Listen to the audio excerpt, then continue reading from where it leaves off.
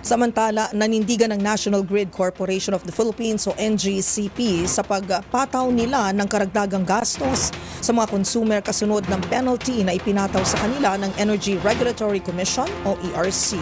Gate pa nito, hindi raw dapat silang habulin sa pagtaas ng singil sa kuryente. Narito ang report ni Kyle Bulyas.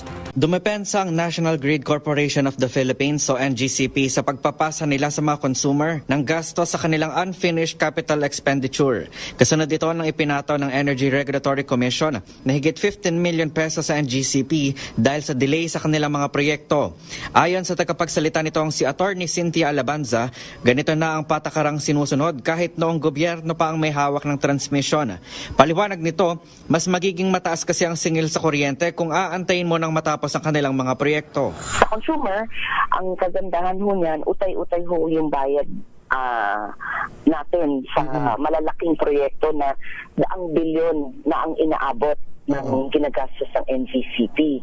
So parang pag kayo nagpatayo ng bahay, yung contractor niyo ho hihingi ng down payment, tapos ho may progressive billing para hindi ho masakit sa bulsa yung isang bagsakang bayaran.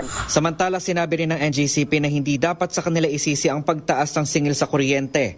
Paliwanag ni Alabanza, sa bawat 100 pisong binabayaran ng isang consumer sa kuryente, nasa 3 piso lamang ang napupunta sa NGCP.